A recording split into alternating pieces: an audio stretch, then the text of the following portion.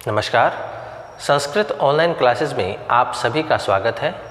पिछली क्लास में हमने हितोपदेश के अंतर्गत कुछ महत्वपूर्ण पद्यों को लेकर के चर्चा की थी। आज हम उसी क्रम को आगे बढ़ाते हुए आगे के जो हमारे पद्य हैं उनको लेकर के हम चर्चा करेंगे। तो आइए शुरू करते हैं। हमारा अगला पद्य है माता शत्रु पिता वैरी येन बालो न पाठितः न शोभते सभा मध्ये हंस मध्ये बको यथा। अब यहाँ कवि ने कहा है कि येन बाले न पाठितः, अर्थात जिसके द्वारा अर्थात जो माता या पिता अपने संतान को अपने बालक को विद्याध्ययन नहीं करवाते हैं। येन बाले न पाठितः तद बालकस्य, अर्थात जो माता पिता अपने बालक को विद्याध्ययन नहीं करवाते हैं। माता शत्रु पिता वैरी, तो वह माता शत्रु के समान है और पिता वैरी के समान होता है। स बाले, और वह बालक सभा मध्य न शोभते यथा हंस मध्य बक है, और वह बालक उसी प्रकार से सभा के मध्य में सुशोभित नहीं होता है जिस प्रकार से हंस मध्य बक है, हंसों के मध्य में बगुला सुशोभित नहीं होता है। तो यहाँ कवि कहते हैं कि जो माता पिता अपने संतान को अपने बालक को विद्याध्ययन नहीं करवाते हैं तो उस बालक के लिए वह माता शत्रु होती है और पिता वैरी होता है, और वह जो विद्या से रहित जो बालक है वह सभा के मध्य में उसी प्रकार से सुशोभित नहीं होता है जिस प्रकार से हंसों के मध्य में बगुला सुशोभित नहीं होता। तो इसी का वर्णन इस पद्य में कवि के द्वारा किया गया है। अगला पद्य देखिए। रूप यौवन संपन्ना विशाल कुल संभवः विद्याहीना न शोभन्ते निर्गंधा इव किंशुकः। यहाँ इस पद्य में कवि ने कहा है कि रूप यौवन संपन्ना, अर्थात रूप सौंदर्य से युक्त, और यौवन अर्थात युवावस्था से युक्त होने पर, विशाल कुल संभवा, और उच्च कुल में उत्पन्न होने पर भी, विद्याहीना, यदि वह बालक विद्या से हीन है, यदि कोई व्यक्ति है, कोई बालक जो है वो अत्यधिक रूप सौंदर्य को प्राप्त किया हुआ है और अत्यधिक युवावस्था में भी है और वह उच्च कुल में भी उत्पन्न हुआ है, लेकिन यदि वह बालक जो है वह विद्या से हीन है तो निर्गंधा किंशुका इव न शोभन्ते, तो वह गंध रहित पलाश के पुष्प के समान सुशोभित नहीं होता है। तो उस जो बालक विद्या से रहित होता है वह गंध रहित पुष्प के समान ही होता है और वह सुशोभित नहीं होता है, क्योंकि पुष्पों का जो गुण होता है वह सुगंध ही होता है, और यदि किसी पुष्प में सुगंध नहीं हो तो वह पुष्प भी सुशोभित नहीं होता है। तो यहाँ कवि ने कहा है कि यदि अत्यधिक रूप सौंदर्य से युक्त होने पर और युवावस्था में भी होने पर और उच्च कुल में उत्पन्न होने पर भी यदि बालक विद्या से हीन है, विद्या से रहित है, तो वह बालक गंध रहित पलाश के पुष्प के समान सुशोभित नहीं होता है। तो इसी का वर्णन इस पद्य में कवि के द्वारा किया गया है। अगला पद्य देखिए।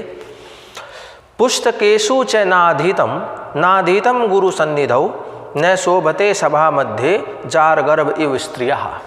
अब यहाँ कवि ने बताया है ये न, अर्थात जिसके द्वारा, जिस बालक के द्वारा, जिस व्यक्ति के द्वारा, पुस्तकेषु च नधीतम, न तो पुस्तकों के द्वारा अध्ययन किया गया हो, गुरु सन्निधौ च न अधीतम, और न ही गुरु के सानिध्य में रह करके अध्ययन किया गया हो, सह, तो वह बालक या वह व्यक्ति, स्त्रियः जार गर्भः इव सभा मध्य न शोभते, तो वह व्यक्ति, वह बालक, वह मनुष्य किसी स्त्री से दुराचार से उत्पन्न होने वाले पुत्र के समान सुशोभित नहीं होता है। तो जो बालक न तो पुस्तकों से अध्ययन करता है न ही गुरु के सानिध्य में रह करके अध्ययन करता है, तो वह जो बालक होता है वह किसी स्त्री से दुराचार से उत्पन्न पुत्र की भांति ही सुशोभित नहीं होता है। तो इसी का वर्णन इस पद्य में कवि ने किया है। अगला पद्य देखिए। कांच है कांचन संसर्गाद धते मारकतीर्धुति तथा सत्सन्निधानेन मूर्खो याति प्रवीणता। अब यहाँ कवि ने कहा है यथा, जिस प्रकार से कांच है अर्थात कांच कांचन संसर्गात स्वर्ण से संसर्ग होने पर अर्थात स्वर्ण के साथ में रहने पर मारकती द्युति धते तो मरकत मणि के समान चमकने लगता है, वह दीप्यमान होने लगता है। तो वह जो कांच का टुकड़ा होता है यदि उसे स्वर्ण के साथ में रख दिया जाता है तो वह कांच का टुकड़ा भी मरकत मणि के समान चमकने लगता है। तथा वैसे ही मूर्ख है सत्सन्निधानेन प्रवीणताम याति, उसी प्रकार से मूर्ख बालक या मूर्ख व्यक्ति यदि सत्सन्निधानेन अर्थात सज्जनों के संपर्क में आने से या विद्वानों के संपर्क में आने से वह भी प्रवीणताम याति अर्थात वह चतुरता को प्राप्त हो जाता है या वह बालक व्यवहार कुशलता को प्राप्त हो जाता है। तो यहाँ कवि ने कहा है कि जिस प्रकार से कांच के टुकड़े को स्वर्ण के साथ में अर्थात सोने के साथ में रखने से वह मरकत मणि के समान चमकने लगता है, उसी प्रकार से यदि मूर्ख व्यक्ति विद्वानों की संगत में रहे, सज्जनों के साथ में रहे, तो वह मूर्ख व्यक्ति भी प्रवीणता को प्राप्त कर लेता है, चतुराई को प्राप्त कर लेता है या वह व्यवहार कुशल हो जाता है। तो इसी का वर्णन इस पद्य में कवि के द्वारा किया गया है। अगला पद्य देखिए। हीयते ही मतिस्तात हीनै सह समागमात् समैश्च समतामेति विशिष्टैश्च विशिष्टताना।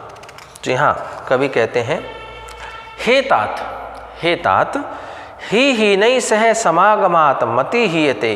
तो यहाँ कहते हैं यदि तुच्छ के साथ रहने पर या तुच्छ की संगति होने पर उस व्यक्ति की बुद्धि भी तुच्छ हो जाती है।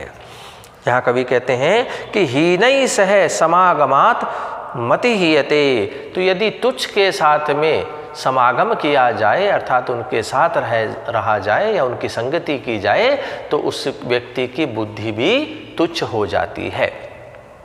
समय ही च समताम एति, और समान के साथ रहने पर बुद्धि भी समान हो जाती है। विशिष्ट ही च विशिष्टताम, और यदि विशिष्ट के साथ रहा जाए तो बुद्धि भी विशिष्ट हो जाती है। तो इसी का वर्णन इस पद्य में कवि ने किया है। तो कवि कहते हैं यदि तुच्छ व्यक्ति के साथ रहा जाए, तुच्छ व्यक्ति की संगति की जाए तो व्यक्ति की बुद्धि भी तुच्छ हो जाती है। समान व्यक्ति के साथ रहा जाए, उनके साथ संगति की जाए तो बुद्धि उनके समान हो जाती है, और विशिष्ट लोगों के साथ विद्वत जनों के साथ रहा जाए, उनकी संगति प्राप्त की जाए तो व्यक्ति की बुद्धि भी विशिष्ट हो जाती है।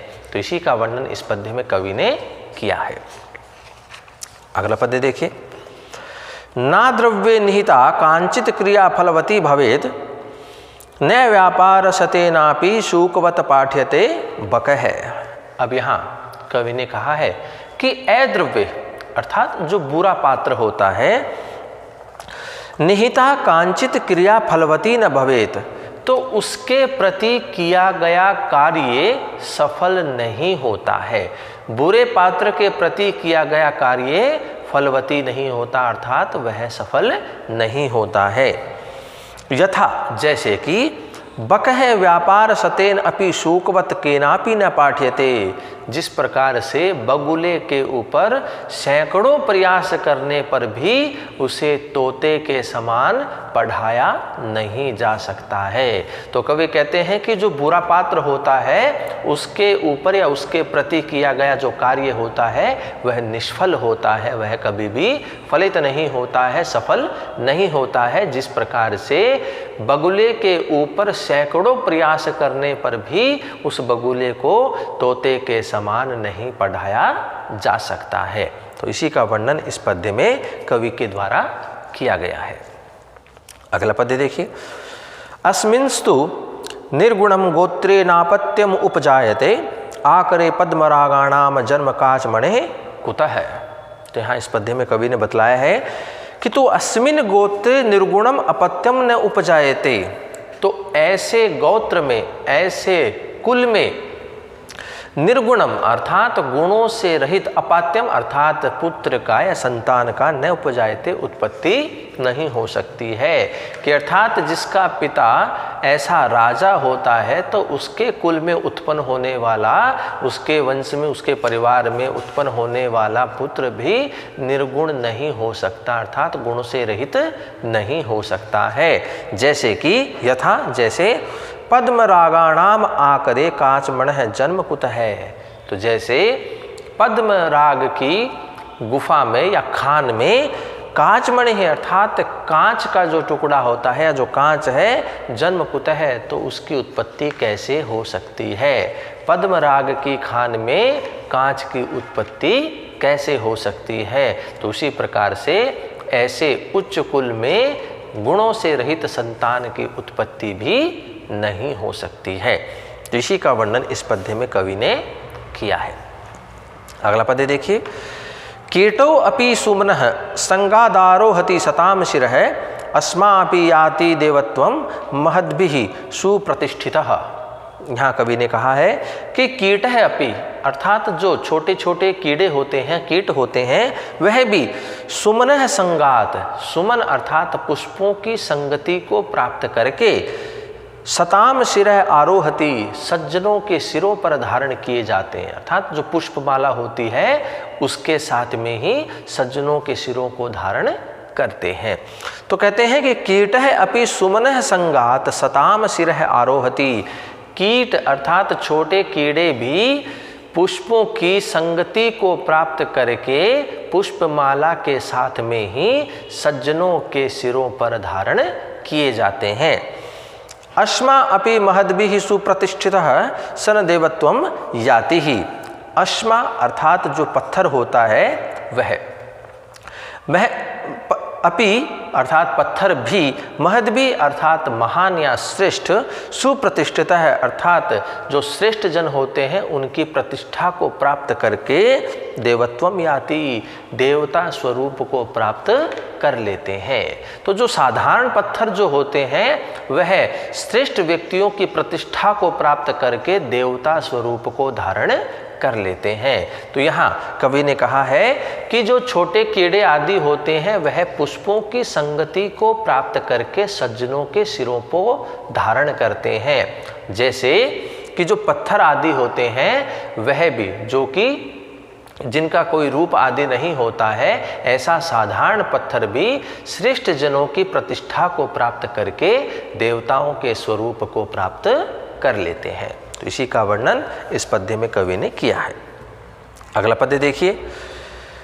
यथोदय गिरिर द्रव्यम सन्निकर्षेण दीप्यते तथा सत्सन्निधानेन हीन वर्णो अपि दीप्यते।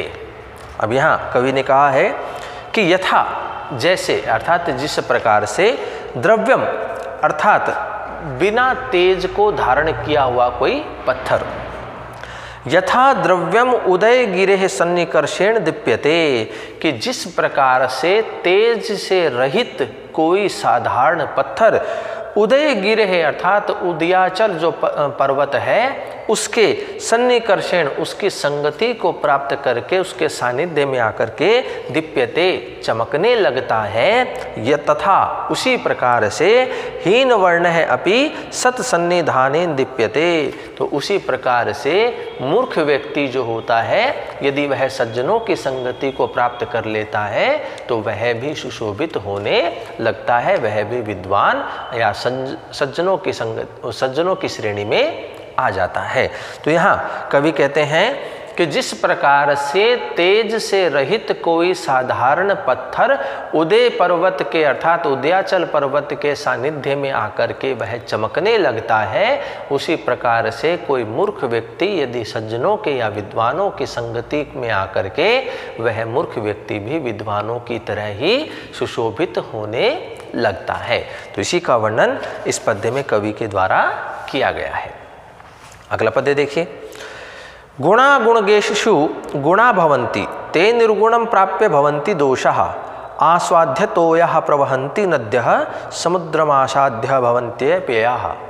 अब यहाँ कवि ने कहा है कि गुण अर्थात जो गुण होते हैं, साधारण गुण जो होते हैं, विद्या, विनय, दान, दाक्षिण्य, शौर्य आदि ये जो गुण हैं, गुणगेषु गुणा भवन्ति, तो श्रेष्ठ व्यक्तियों के समीप या उनका सानिध्य को प्राप्त करके वे सद्गुण का रूप प्राप्त कर लेते हैं, वो सद्गुण बन जाते हैं।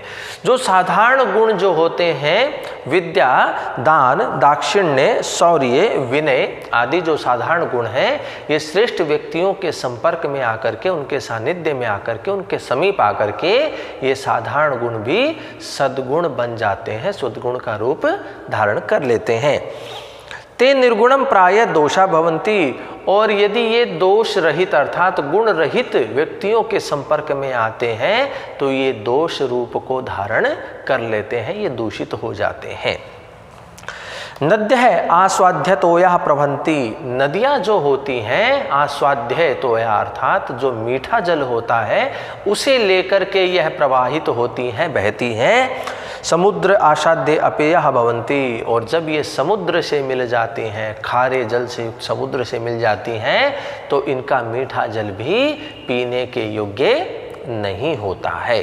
तो यहाँ कवि ने कहा है कि जो साधारण गुण होते हैं, विद्या, विनय, शौर्य, दान, दाक्षिण्य आदि, ये यदि श्रेष्ठ व्यक्तियों के संपर्क में आते हैं, समीप आते हैं, तो ये साधारण गुण भी सद्गुण बन जाते हैं। और गुणों से रहित व्यक्तियों के संपर्क में आते हैं यही साधारण गुण, तो ये दोष रूप में परिवर्तित हो जाते हैं। जिस प्रकार से नदियाँ जो होती हैं ये मीठे जल को लेकर के प्रवाहित होती हैं, बहती हैं, और जब ये समुद्र में विशाल खारे जल से युक्त समुद्र में मिल जाती हैं, उनके समीप आ जाती हैं, उनका सानिध्य ग्रहण करती हैं, तो इन नदियों का मीठा जो जल है वह भी पीने के योग्य नहीं होता है। तो इसी का वर्णन इस पद्य में नारायण पंडित के द्वारा या विष्णु शर्मा के द्वारा किया गया है। तो इस प्रकार से ये था हमारा पहला अध्याय, जो कि एक प्रस्तावना के रूप में था। अब जो है हमारा दूसरा अध्याय प्रारंभ होता है, और जिसका नामकरण हम करते हैं मूल कथा। तो यहाँ से जो इस हितोपदेश की जो कथा है वो प्रारंभ होती है। तो यहाँ कवि किस प्रकार से, या विष्णु शर्मा जो है वो सुदर्शन के पुत्रों को किस प्रकार से पशु पक्षियों को पात्र बना करके उन्हें नीति की शिक्षा प्रदान करते हैं, उसका प्रारंभ अब यहाँ से होता है। तो यहाँ देखिए, अथ इस प्रकार से प्रासाद पृष्ठे अर्थात राजमहल की छत पर सुखोपविष्टानाम आराम से बैठे हुए विश्राम कर रहे राजपुत्राणाम राजपुत्रों के पुरस्तात अर्थात समक्ष या उनके सामने प्रस्ताव क्रमेण अर्थात अवसर को प्राप्त करके, अवसर देख करके उनके सामने से वह पंडितो एवरित अर्थात वह जो विष्णु शर्मा है वह कहता है। क्या कहता है? भो राजपुत्रा सुनुत, हे राजपुत्रों आप सुनिए।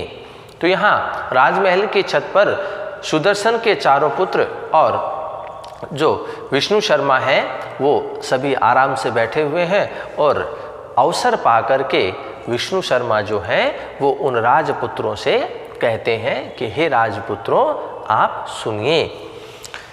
तो वह विष्णु शर्मा जो है वो क्या कहता है कि काव्य शास्त्र विनोदेन कालो गच्छति धीमताम वैशनेन च मूर्खाणाम निद्रया कलहेन वा।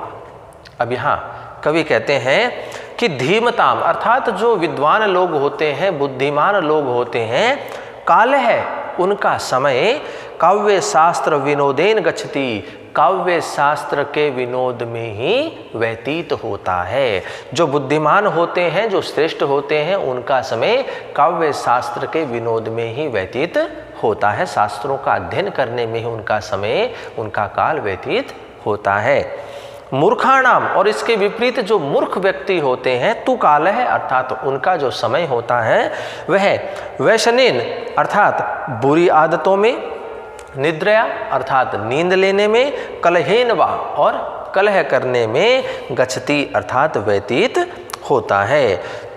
तो जो विद्वान लोग होते हैं उनका समय काव्य शास्त्र के विनोद में व्यतीत होता है, और जो मूर्ख व्यक्ति होते हैं उनका समय तो बुरे कार्य करने में, नींद लेने में और कलह करने में ही व्यतीत होता है। तो इस प्रकार से जो विष्णु शर्मा है वो राजपुत्रों को इस प्रकार शिक्षा देना प्रारंभ करते हैं। अगला पद्य देखिए। तो यहाँ विष्णु शर्मा कहते हैं कि तद भवताम विनोदाय, तो अब आपके लिए विनोदाय अर्थात मनोरंजन के लिए काक कुर्मादि नाम कौवे और कछुए आदि की विचित्राम कथाम कथयिष्यामि, तो विलक्षण या विचित्र कथा को मैं कहना चाहता हूँ या कहूँगा। राजपुत्रोक्तम, राजपुत्रों ने कहा, आर्य कथेताम, हे आर्य आप सुनाइए या आप कहिए। विष्णु शर्मा वाच, विष्णु शर्मा ने कहा, शृणुत यूयम, आप सभी सुनिए। संप्रति मित्र लाभ है प्रस्तुय, अब मित्र लाभ को प्रस्तुत किया जा रहा है या उसे सुनाया जा रहा है। यस्याय माध्य श्लोक है, और यह इस मित्र लाभ का पहला श्लोक है। तो यहाँ से जो हमारी हितोपदेश की जो कथा है, जो कहानी है, वह प्रारंभ होती है और उसका यह पहला पद्य है। तो पहला पद्य क्या है? तो असाधना वित्तहीना बुद्धि मनः सुहृता महा साध्यन्त्याशु कार्याणि काक कुर्म मृग आखवत। तो यहाँ जो विष्णु शर्मा है वह मित्र लाभ को प्रारंभ करता है। तो उसके संदर्भ में कहते हैं कि असाधना अर्थात साधनों से रहित होने पर, वित्तहीना धन से हीन होने पर, बुद्धिमन्तः सुहृतमः और बुद्धिमान मित्र जो होते हैं वे काक कूर्म मृग अखुवतः, काक अर्थात कौवा, कूर्म अर्थात कछुआ, मृग अर्थात मृग हिरण और अखुवत अर्थात चूहे, अखुवत चूहे के समान। तो जो साधन से रहित होते हैं, धन से रहित होते हैं और जो बुद्धिमान अच्छे मित्र होते हैं, वे सभी कौवे, कछुए, मृग और चूहे के समान कार्याणि अपने कार्यों को आशु शीघ्रता के साथ ही साध्यंती सिद्ध कर लेते हैं अर्थात पूरे कर लेते हैं। तो जो साधन से रहित होते हैं, जो धन से रहित होते हैं, जो विद्वान होते हैं और जो अच्छे मित्र होते हैं, ऐसे वो कौवे, कछुए, मृग और चूहे के समान अपने समस्त कार्यों को बड़ी शीघ्रता के साथ ही पूर्ण कर लेते हैं। तो इसी का वर्णन इस पद्य में कवि के द्वारा किया गया है। आगे देखिए, एक गद्यांश है जो कि इम्पोर्टेंट भी है, अक्सर यह परीक्षा में पूछा भी जाता है। देखिए किस प्रकार से है। राजपुत्रा उचुहु, राजपुत्रों ने पूछा, कहा, कथम एतत्, यह कैसे? सो अब्रवीत, तो उसने कहा, अर्थात जो विष्णु शर्मा है उन्होंने कहा कि अस्ति गोदावरी तीरे विशाल है शालमली तरुहु। तो विष्णु शर्मा जो है अब राजपुत्रों को कथा को कहना प्रारंभ करते हैं, पशु पक्षियों को पात्र बना करके। तो उसमें कहते हैं कि अस्ति गोदावरी तीरे विशाल है शालमली तरुहु, कि गोदावरी नदी के तट पर एक विशाल शालमली अर्थात सेमल का वृक्ष है, कि गोदावरी के तट पर विशाल सेमल का वृक्ष है या शालमली का वृक्ष है। तत्र वहाँ पर नाना दिग्देशा आगत्य रात्रो पक्षिणो निवसन्ति, तो वहाँ पर अनेक दिशाओं से आने वाले जो पक्षी हैं वो रात्रि में वहाँ पर निवास करते हैं। तो एक विशाल शालमली का वृक्ष है और उसके ऊपर अनेक दिशाओं से आने वाले अनेक पक्षी जो हैं वो रात्रि में निवास करते हैं, विश्राम करते हैं। अथ कदाचित अवसन्नयाम रात्रो, इसके पश्चात अवसन्नया रात्रो अर्थात रात्रि के समाप्त होने पर, अर्थात प्रातःकाल के समय में।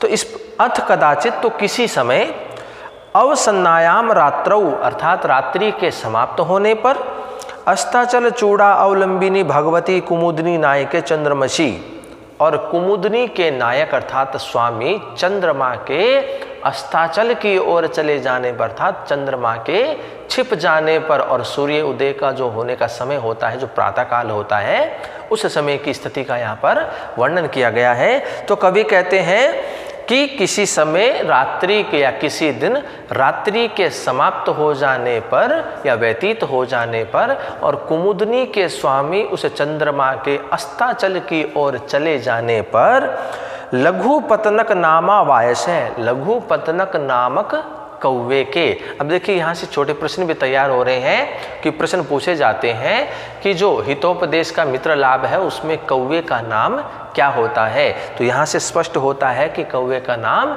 लघुपतनक होता है। तो लघुपतनक नामा वायस अर्थात लघुपतनक नामक कौवे के प्रबुद्ध है अर्थात शीघ्र ही उठ जाने पर या जाग जाने पर। कृतांतम इव द्वितीयम अट्टतम पाशहस्तम व्याधम अपश्यत। तो उस कौवे के शीघ्र उठ जाने पर जागने पर दूसरे यमराज के समान शिकारी को हाथ में पाश को लिए हुए अर्थात जाल को लिए हुए उसने देखा कि यहाँ रात्रि के व्यतीत हो जाने पर और कुमुदनी के स्वामी उस चंद्रमा के अस्ताचल की ओर चले जाने पर अर्थात प्रातः काल के समय में उस कौवे के शीघ्र उठ जाने के कारण उसने दूसरे यमराज के समान शिकारी को हाथ में पाश को अर्थात जाल को लिए हुए देखा। तम आलोक्या अचिंत्यत और उसे देख करके वह चिंतन करता है कि अध्य कि आज प्रातः रेवा अनिष्ट दर्शनम जातम कि आज प्रातः काल या सुबह सुबह कैसे अनिष्ट का दर्शन हो गया, कैसे अमंगल के दर्शन हो गए हैं। न जाने किम अभिमतम दृश्यति, न जाने यह कैसे अमंगल को दिखाएगा। इति उक्त्वा इस प्रकार से कह करके तदनुसरण क्रमेण व्याकुल चलित है। तो इस प्रकार से वह व्याकुल चित हो करके वह उस शिकारी का पीछा करने लग गया अर्थात उसका अनुसरण करने लग गया। तो यहाँ जो गद्यांश है अक्सर ये परीक्षा में पूछा जाता है, तो इसके अर्थ को हम एक बार पुनः देख लेते हैं कि राजपुत्रः ऊचु अर्थात राजपुत्रों ने पूछा या कहा कथम एतत् यह कैसे। सो अब्रवीत तो वह कहता है अर्थात वह विष्णु शर्मा कहता है कि अस्ति गोदावरी तीरे विशाल है शालमली तरुहु कि गोदावरी नदी के तट पर विशाल शालमली का वृक्ष है अर्थात शेमल का वृक्ष है। तत्र नाना देशाद आगत्य रात्रौ पक्षिणो निवसन्ति तो वहाँ पर या उस पर अनेक दिशाओं से आने वाले अनेक पक्षी रात्रि में निवास करते हैं।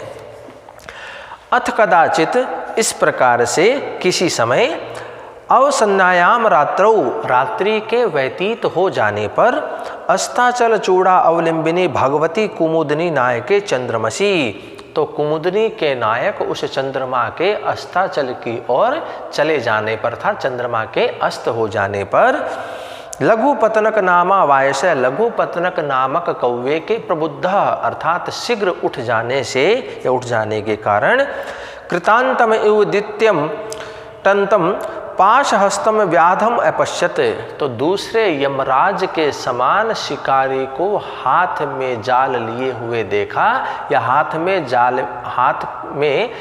को लिए हुए शिकारी को देखा। तमा आलोक्य अचिंत्यत उसे देख करके वह कौवा चिंतन करता है कि अध्य प्रातरेवा अनिष्ट दर्शनम जातम कि आज प्रातः काल ये कैसा अनिष्ट का दर्शन हो गया है। न जाने किम अभिमतम दर्श्यति न जाने ये कैसे अमंगल को दिखाएगा। इति उक्त्वा इस प्रकार से कह करके चिंतन करके तदनुसरण क्रमेण व्याकुलश्चलित है तो ऐसा वह व्याकुल चित हो करके उस शिकारी का पीछा करने लग गया, उसका अनुसरण करने लग गया। यतः जैसे कि शोक स्थान सहस्त्राणि भय स्थान शतानि च दिवसे दिवसे मूढ़म आविशन्ति न पंडितम।